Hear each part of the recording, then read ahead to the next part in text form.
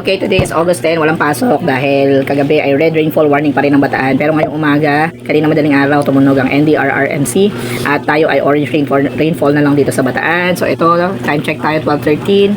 So kanina pa tayo gising, kaya lang hindi tayo makapag-video dahil punong-puno na ang storage ng aking cellphone. So nagbabawas ako ng mga video sa gallery natin. So kaya nag-edit tayo. Time check, ito kumakain na tayo. Hi ka daw, hi. Hi, ano ulam mo? Chicken? Ano ulam ni Biden? Yan, ulam niya chicken, nangingi siya kay tita niya. Kasi kami, ang ulam namin ay kare-kare. So, umorder lang tayo ng kare-kare dito sa nagtitinda dito sa amin. So, buti na lang may mga nagtitinda dahil pag tinatamad tayo magluto, order na lang. So, ang langit ay madilim pa rin. So, nag-iipon na naman siya ng ulan. Pero, ngayon kalmado. Pabugso-bugso na naman ang ulan dito sa Bataan. So, hindi ko alam kung bukas may pasok na. Pero, inabangan pa rin natin ang announcement ni Gob. At ito, kain muna tayo. Yan, dahil tanghalian pa naman. At mamaya tingnan natin kung anong gagawin natin. So ngayon, so far, nag-iintay tayo ng announcement from our governor. So mamaya pa yun. Mga 5 o'clock PM and then 11 o'clock PM nag-a-announce sila. So tala kain. Bunso ko, kumakain siyang mag-isa. Makalat nga lang, pero yan, he is learning how to eat independently. So yan, yung manok na yan, hiningi niya doon yan kay tita niya. Kasi yung, yan, paborito niya yung chicken. Fried chicken, ano ba yan? Fried chicken, dahan-dahan lang ha. Small bite lang, small bite. Masarap yan? Yummy? Yummy? Sarap yung manok? Sino nagbigay niyan? Sino nagbigay niyan? Tita? Kasi Ate Luis, binigyan ka ni Ate Luis? Sabi mo thank you.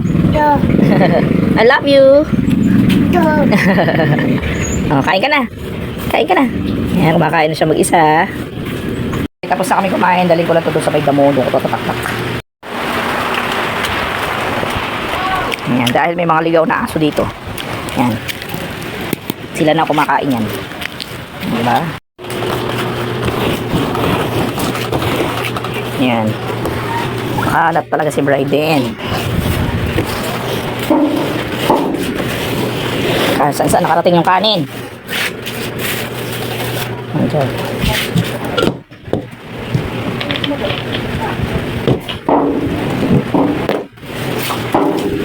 Okay, hugas lang tayo ng plato.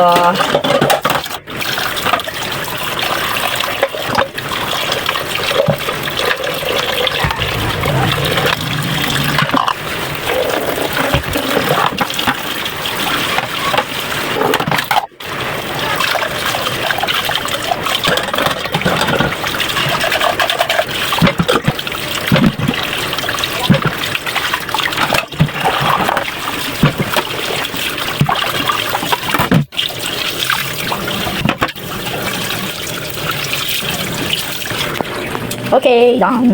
Pero ayan, at kumukuha na naman ng laman sa rep. Yun, yan ang dahilan kung bakit hindi magkasya ang budget natin sa isang buwan. May batang matakaw. Sino matakaw? Biden. Matakaw si Biden. Ano yan? Ano yan? Tawag dyan? Ano yan? Choco. Choco. Ano yan? Tito. Chio. Choco. Oto. Ocho. Chok. Ano yan? Oh. Choco. Lakasan mo. Cho. Sarap ba yan? Sarap. Yan, ang taga-ubos ng budget namin, kaya hindi nagkakasya. Sarap? Oh, yarap. Moment, 1:45 na. So, ito, at nandito tayo sa kwarto. Walang ilaw, pinatay ko. At ito, kailangan natin patuluhin kung di magwawala. Kanina pa siya iyak ng iyak. After niya maligo, ayan, at nangiiyak na naman siya. Kasi antok na siya. So, ayan. Ito yung mga ganap natin dito kapag tayo ay nasa bahay. Talagang nanay tayo.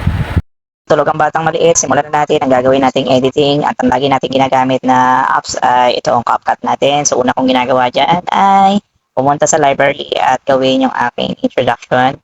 So syempre mag-i-edit tayo. So ito ay pakita ko lang sa inyong bahagya.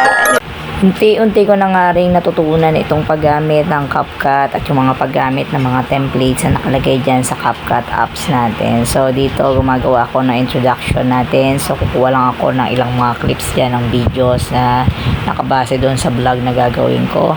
So ayan, at i-replace ko lang naman bawat clips na yan dahil template na nga yan. Kailangan lang natin ding i-trim para makuha natin yung tamang clip na ilalagay natin. So pwede kang mamili dyan ng mga clips na yan. At ito nga paggamit ng CapCut ay talaga naman nakakawili at talaga nakaka-enjoy.